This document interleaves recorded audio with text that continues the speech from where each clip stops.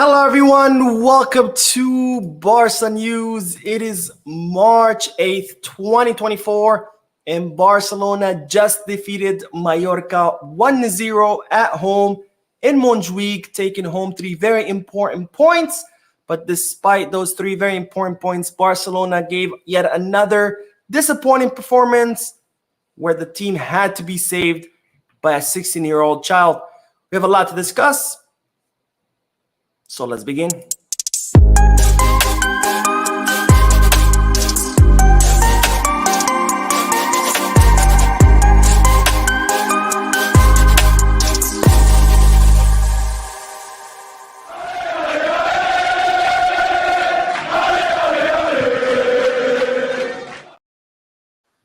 Hello everyone, welcome to the channel. My name is Mo and this is Barca News post-match live analysis where we analyze Barcelona matches as soon as they end and where I get to interact with you wonderful people in the chat section by reading your comments out loud, answering any questions and getting the discussion going.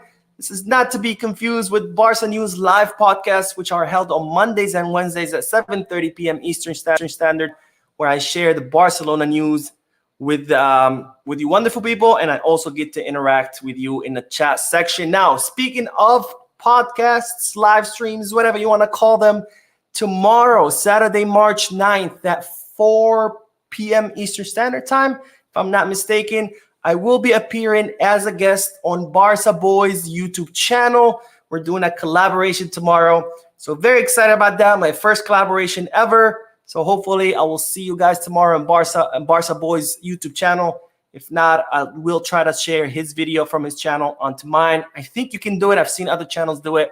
But anyways, that's the announcement. Now, this is the second attempt for this post-match live analysis. I just went live a few minutes ago. It wasn't working. There was a lot of lag. I had to end it. So this is the second attempt. I think it's going well. My software is indicating that the signal is strong, that there's no lag.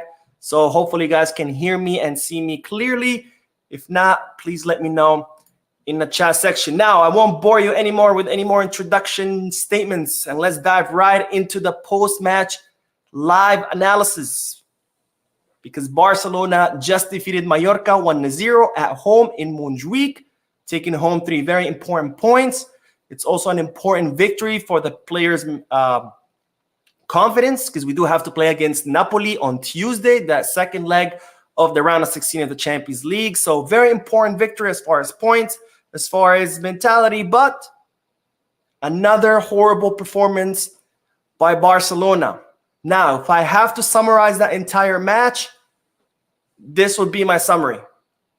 We have FC Barcelona, one of the biggest, most historic clubs in the world, the club of the likes of Messi, Iniesta, Xavi, Busquets, Ronaldinho, Johan Cruyff, Pep Guardiola, etc., etc.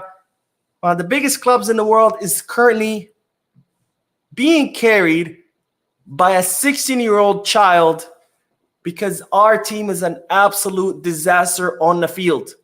Another match where we saw no organization, no structure, no collective play, no identity, no chance creation, nothing, absolutely nothing on the field.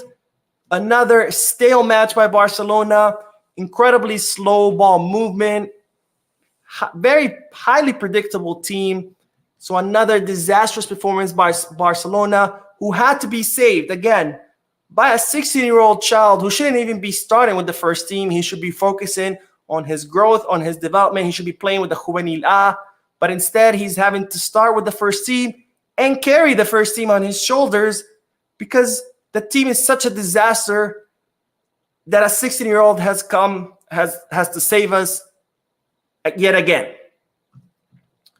Now, the positives, I think the positives is that we have another match where we did not allow any goals. And I think that is a silver lining here. I'm trying to think of a positive because another horrible match by Barcelona. I'm trying to be positive, but I think the only positive thing we can save out of today's match is that Barcelona has once again not allowed any goals. And I really think this is due to two factors. Number one, Pau Cubarsí.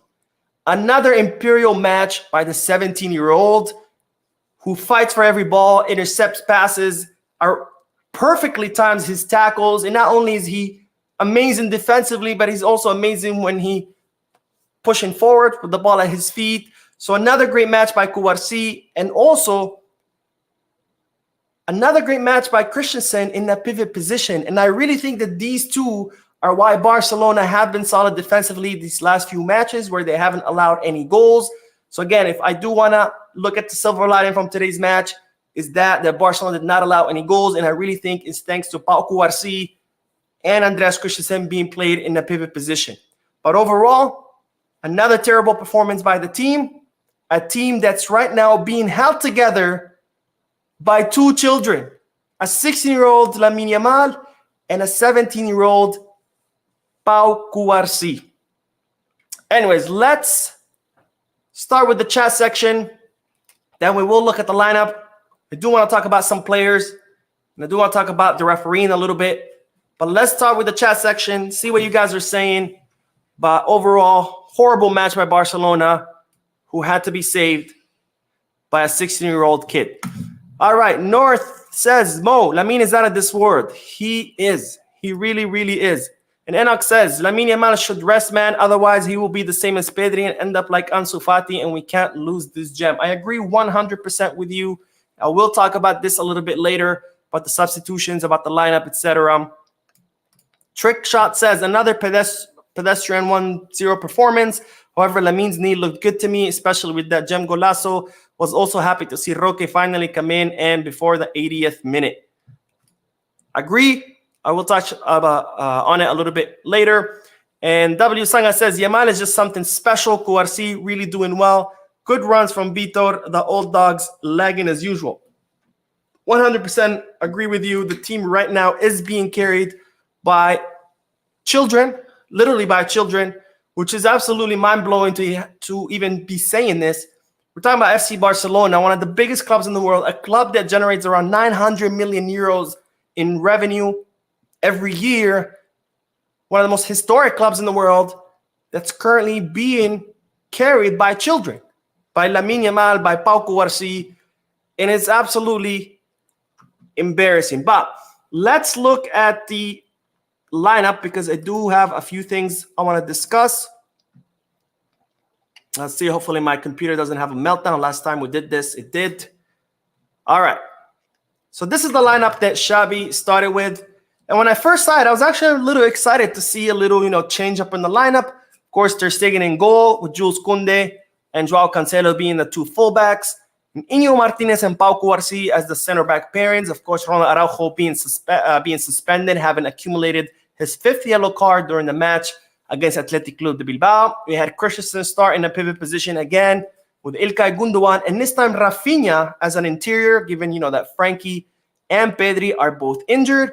And then we had Margiu getting his first start over Lewandowski, who it was kind of expected because we knew that Xavi Hernandez would most likely want to rest Lewandowski because we do have that Napoli match on Tuesday. And of course, Lamine Yamal and Joao Felix starting on the wings. Now, I don't want to talk about Kouarsi again because I already did. Another Imperial match by the 17-year-old, who at this point is pretty much given a recital to the likes of Íñigo Martínez and Jules Koundé on how to defend, which this is not something that should be happening. It should be the other way around. It should be Koundé and Íñigo taking Pau Kouarsi under their wing, teaching them, giving them, passing along their experience. Íñigo Martínez is a veteran. He's 32, 31, something like that. Koundé, we paid 60 million euros. These are the players who should be teaching Pau Kouarsi how to defend, how to become a better center back. But at this point, Pau Kouarsi is doing so exceptionally well. That's actually him who is teaching the other center backs on what a proper Barcelona center backs should be. The other thing, Pau Kouarsi, 17 years old. He's not even fully physically developed. And he is bodying, not getting bodied, but bodying other attackers who are full-grown men, much bigger, much stronger, much older, much more experienced than him. And he is toying with them. Meanwhile, we see the likes of Koundé, who's constantly being bodied by people his age, which just goes to show what a gem Pau Kouarsi is. He can do the job wherever you put him, whether you put him on the right, whether you put him on the left. whatever attacker you assign him to cover, he does his job well. He actually canceled out both of Mallorca's attackers. Imperial, I know I just said I wasn't going to talk about Kouarsi, but he's such a gem that it's just hard not to. Now, let's talk about Rafinha, because I was actually excited to see him in the interior position. He had played in that position before, and he actually did much better than in the wing, because he does have some good passes. Today, did not show up. And he did get us that penalty kick, which was a horrible shot by İlkay Gundogan. But today, it was the same old Rafinha from previous matches. You hardly knew that he was there, and that unfortunate injury that he picked up. Hopefully, it's nothing serious. It looks like it's most likely just a knock, because he was able to walk off the field. It didn't look like he was limping. He didn't go straight to the locker room. So hopefully it's just a knock, but of course we'll know more tomorrow when the medical exams are performed. But not the best match of Rafinha. But again, that's something that we've come to expect. Now, Marguiu. I was also very excited to see Marguiu as a center forward. Did not have the best of matches, but not because something that he did. But more, it was once again a failure of the team to get the ball in the box, to even give Marguiu a chance to do something. Because when I was watching him without the ball, he's incredibly impressive to watch. You could see the runs that he makes. You could see how he reads the space as well. You could see how he positions himself.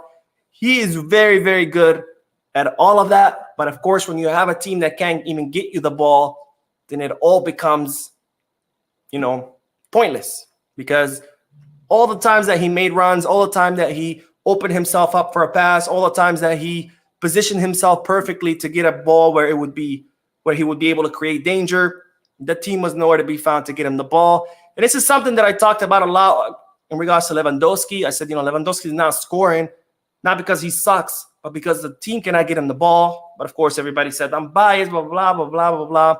And we saw it today. We saw it with Marguiu. He was unable to do much because they couldn't get him the ball. He comes out, Lewandowski comes in, same exact result. Because again, when you have a team that can't create chances, they cannot even get the ball in the box, your center forwards become pretty much useless because they need the ball in the box. So not the best of matches of Marguiu, but again, not his fault. The team couldn't get him the ball, but he did very excellent without the ball, which was definitely a joy to watch. And he's definitely someone to watch for in the future under a proper coach who can structure a team properly and can get him the ball even more. Joao Felix, another disappointing performance. I think with Joao Felix, with every match, it just becomes clearer and clearer that the only money that Barcelona should spend on him is a cab to the airport, a first-class flight to Madrid, maybe throw in a free coffee and a donut, because, you don't want him to fly on an empty stomach, but that's about it. I don't even think we should extend his loan by one more season, because if we do extend his loan, there's talks about Barcelona having to pay his full salary next season. Again, be a total waste of time. But today, the veterans did not show up. Even Gundogan had a bad match. And again, once again, a team being carried by children. FC Barcelona, one of the biggest, most historic clubs in the world, being carried by children. Anyways, let's get back to the chat section. And then we will talk more about the players, the substitutions, and a few other things. Let's see. By the way, for you guys who just joined, tomorrow, Saturday, March 9th, at 4 p.m. Eastern Standard Time. No, I'm sorry, 3 p.m. Eastern Standard Time. I will be collaborating with Barca Boy. We'll be doing a live stream together. So very excited about that. First collaboration ever. All right, let's see. Mark says, Mo, every fucking week, those players play like it's first time playing football together. Embarrassing. 100% agree with you, my friend. Every Barcelona match looks like a preseason match. It looks like they're friendly matches where, the coach is just trying things out, trying different players, players from the academy, players that they just signed, let's just see what happened every freaking match. And it's because there's no structure. There's absolutely no structure, no organization, nothing. And this reinforces a point that I've been saying a lot, because, people in other post-match live analysis, people will be like, oh, Xavi should have started this. Why is he starting this player? Why is he starting that player? And I would always say, it doesn't matter. It doesn't matter who we start. It doesn't matter what formation we have, whether it's a 4-4-2, 4-3-3, 4-2-3, 5-1-6-7, whatever formation, whatever players you want to start, whatever substitutions you want to bring in, it won't matter. As long as there's no structure, as long as there's no any kind of organization, any kind of system of play, it doesn't matter who's on the field. The team will have to depend on individualities. So it doesn't really matter. Even if we sign Haaland tomorrow, I don't think there'll be a difference in results. All right, Felipe says, it's ridiculous how the board decided to loan Ansu and get Joao Felix. To me, so far, Ansu is way better than Joao, at least for now. I agree with that. I think skill-wise, Joao Felix is more talented, naturally speaking. If you want to talk about gift, I guess. I think Joao Felix is more gifted than Ansu, but it's the biggest waste of talent I've ever seen in football.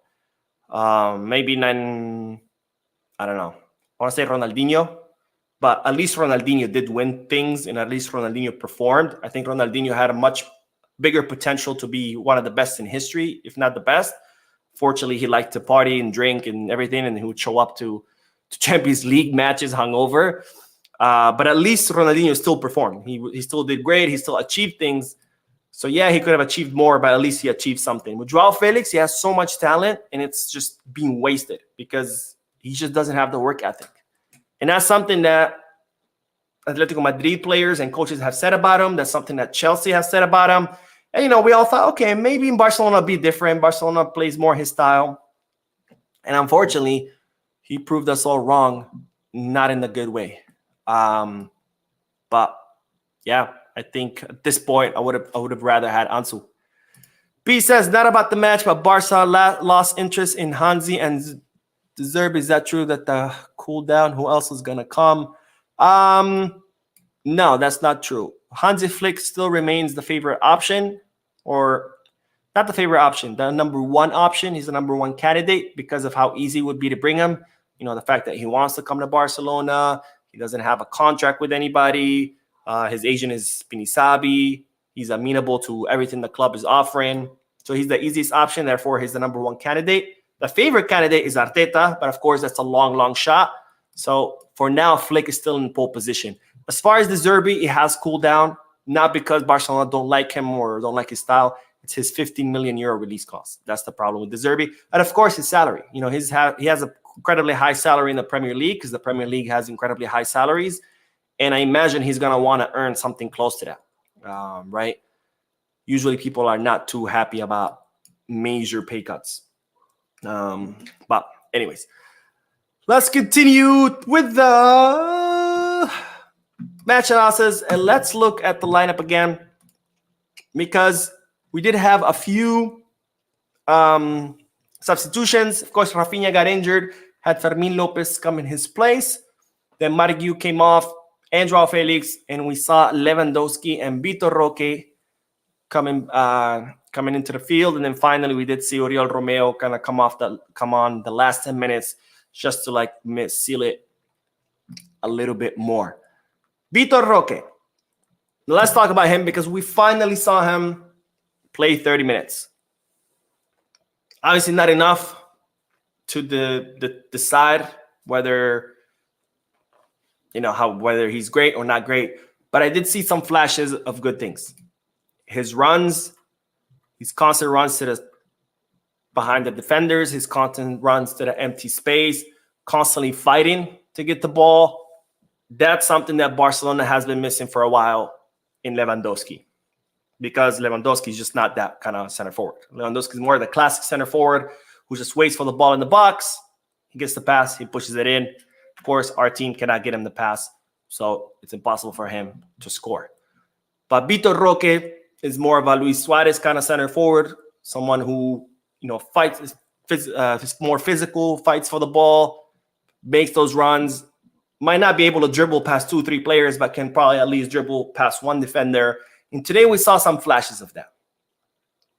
Again, 30 minutes after not playing several matches is not going to be enough to determine, whether, he's great or not great. But I can see why Barcelona scouted him and signed him, because you can definitely see the potential is there.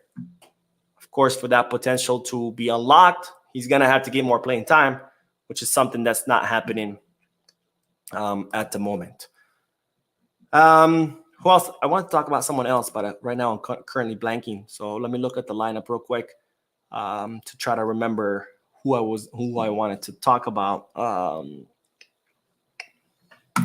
It'll come back to me. But anyways, let's talk about refereeing real quick, because we saw Lamine Yamal getting clearly fouled in front of the ref, where the Mallorca player literally stomped on his ankle, and his ankle even twisted.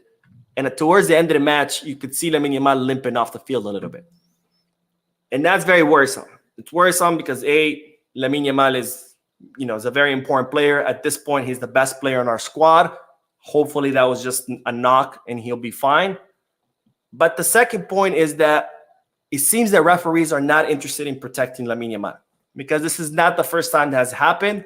We've seen that throughout the season. There's been a lot of penalty kicks committed against Lamine Yamal in the box. There's been a lot of clear fouls committed against Lamine Yamal. Even with the referees closed, they're simply not interested in blowing the whistle. And I think that has to do because he is a 16-year-old, and referees simply don't care. Because we've always known that referees always have a bias, right? That's why smaller teams always complain, and they say, big teams like Madrid, Barcelona should never complain about referees, because referees will always favor them over smaller teams. And there's truth to that, right? When you're a referee and a big star player gets fouled, you're more likely to grant the foul versus if some nobody player gets fouled. And I think at this point, we're in the latter position where Lamine Yamal is just a child. He's only 16 years old. He's not yet, a superstar or a big star, famous star. And therefore, referees are just not interested in granting the fouls when they're committed against Lamine Yamal, which is troubling, because if anything, referees should be just period, right? If there's a foul, we should call it regardless who it is, whether it's a star or not a star. But if you don't want to do that, if anything, it should be the other way around. You should be looking to protect the 16 years old, not the stars, because the stars, they're already in their prime. They're already fully developed. They're strong. They're physical. They've been playing for a while. They know how to protect themselves. Why are we looking to protect them when we should be protecting the children, the young ones, the ones who are still developing, who are still weak, who are playing against grown-ass men that are much bigger and stronger than them? Those are the athletes that we should be looking to protect, not the other way around. And that's concerning. And that's concerning because we've seen it over and over again. Lamine Yamal getting fouled over and over again, and the referees simply just don't care. They don't care. They just let it happen because, it's just a 16-year-old kid. It's not a star who, might get in my face and say something and maybe get me into trouble. But overall, horrible performance. I think Barcelona had maybe two plays where they created danger. There was one where individuality by Joao Felix that he missed the post. There was the other play that was probably the only good collective play in all 90 minutes where it was a real quick transition, gets to Gundogan. He shoots it horribly, the same way he shot his penalty kick. But besides that, a team that cannot create chances, a team that cannot create danger, a team that's highly predictable, incredibly slow and sluggish, and just another disastrous performance by Barcelona, who, again, is currently being carried by two children, a 17-year-old Pau Cubarsí and a 16-year-old Lamine Yamal. And it's not looking good. It's not looking good because we have a very important match on Tuesday against Napoli. We need to win that match. We need to qualify to the quarterfinals. Otherwise, we will be short on our budget. And it's not looking good because Napoli right now are ascending. They're getting better and better. Barcelona, we're still the same. And when we had that great match against Getafe, that 4-0, what's 4-0, 5-0? Anyways, irrelevant. I said, I hope that's a turning point. I hope that's a turning point and not just an exception. And it's starting to look like it was an exception and not a turning point. Because, yeah, we had that great match, and we followed it by a horrible match against Athletic Club de Bilbao, and now another horrible match against Mallorca. So what I was hoping that would be a turning point looked like was just one of those very rare occasions where Barcelona performed well, just like they did against Real Betis or Royal Antwerp. So 4 great matches so far in the season, with 30-some other matches where they've been horrible. But that's where we at, a club being held together, being carried by children. Okay, let's do the chat section and see what you guys are doing. Robert says, watching this team is like pulling teeth. It is. And Babu Kar says, why Casado's not playing? I actually made a video about this. The reason why he's not playing, his contract expires in the summer. He's not renewing his contract so far, so the team are not going to reward a player that wants to leave by giving him minutes with the first team. Let's see. Ahmad says, Rafinha suffered an injury every time he played at the interior, first against Sevilla and now today, and Gundo should be rested. The problem is you rest Gundo. Who do you play? We have nobody, right? Pedri's injured. Frankie's injured. I mean, we don't have many options, unfortunately. What, Rafinha? We saw what a disaster he is today, so I don't know. Klaus says, I've been mentioning you in the chat to Barca Boy to bring you on. Oh, awesome. Thank you, Klaus. Maybe he read your comment and decided to heed your advice. But yeah, tomorrow, 3 p.m. Eastern Standard Time, I will be collaborating with Barca Boy for all of you guys who are interested to watch. I'm very excited. It will be my first collaboration ever. And Cherry says, cut Gundo some slack. He has played almost all matches at this age. It's a lot. He needs a rest. You can't because of one match. I mean, I'm not deriding him. I've said it many times before. Ilkay Gundogan has been our best midfielder all season. There's no doubt about it. I'm not saying he's bad. He sucks. We should sell him. I just said he had a bad match today. That's it. You know, but he's still our best midfielder. He has still been incredibly important for the team all season. But because of that, I'm not going to sit here and lie to you and say that he did great today because he didn't. He had a bad match. That's fine. All players have bad matches. But, you know, I don't know. Do you want me to lie to you? Curtis says, there's no movement with the forwards. This team is stagnant, and this is a result of the coaching. Agreed.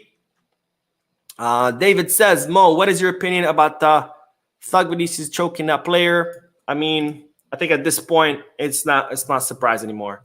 Vinicius has been given a blank card since last season to do whatever he wants. He can insult the referees to their face, call them sons of bitches, say that they're crazy, say that they're on drugs. He can insult opposing players. He can insult opposing coaches. He can insult opposing fans. He can hit opposing players, get into fights with opposing players, and the referees will do absolutely nothing. But then their idiot fans are over here, look, Negreda. At this point, nothing surprises me. If tomorrow Vinicius pulls, I don't know, a knife and stabs a player on the field and doesn't get punished, I would not be surprised because he literally does have a blank card to do and say whatever he wants. Let's see. What else? Joe says, Xabi should have been fired. Maybe earlier in the season, not now. I think by now it's too late. There are, 11 matches left in the Liga. You know, firing Xabi now is not going to do anything. I think if we wanted to fire Xabi, it should have been after the Almeria match, right before Christmas break. But by now it's just too late. And changing coaches right now is only going to throw the team into more, make it more unstable, throw into more chaos, and might end up making things much worse. And we could end up missing the top 4 spots, which, by the way, ideally is to finish second. Because finishing second, since we were eliminated in the Copa del Rey, our only chance to qualify to the Spanish Super Cup is finishing top 2 in La Liga. And by qualifying to the Spanish Super Cup, Barcelona automatically gets 6 million euros just for participating. It doesn't matter what happens. And then, of course, from there, with every win, you get more money. And if you become a champion, you get more money.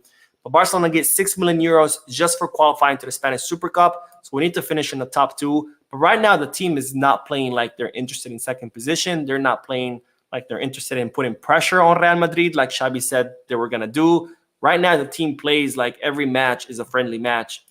And they're just, having fun. Sunday, let's go out there, have some beers, smoke some cigarettes, pass the ball around. And nice. Trickslot says this team is second place, so watch him paint try. I actually just painted my stairs a few days ago, so I can definitely relate to this comment. And King Hud says, hey Mo, just got in, currently sick right now, but 3 points lifted my spirits a bit. Youngster need their opportunities. Casado for Faye. Yes, I agree. Casado, again, he's not going to get any minutes unless he renews his contract, which expires this summer. So far, he's not renewing, so he won't be getting any minutes, which, it's normal. That's the practice, and it makes total sense. If you're not going to renew, I'm not going to, promote you for free, have you play with the first team, show the world what you're capable of, just so you can leave in a few months as a free agent. As far as Faye, he's still adapting, so I don't think he's quite ready yet. And Fort, I think Fort should have gotten a few minutes today. But the problem with trying out youngsters who are not yet quite ready is that the best time to try them is when you're winning matches by a big margin and you put them in the last 20, 30 minutes. But we're talking about Xavi's Barca, who can't even beat the worst team in La Liga by a big margin. So it's like, when do you do it? Right? Anyways. All right. That is it for this live stream, ladies and gentlemen. Thank you for tuning in, for your likes, your subscriptions, for watching, for just being amazing overall. Thank you for that. I will start working on the news videos. Some crazy news today coming out of Camp Barca. So expect some videos coming up in the next few hours. I will see you in those videos. And as always, Visca Barca.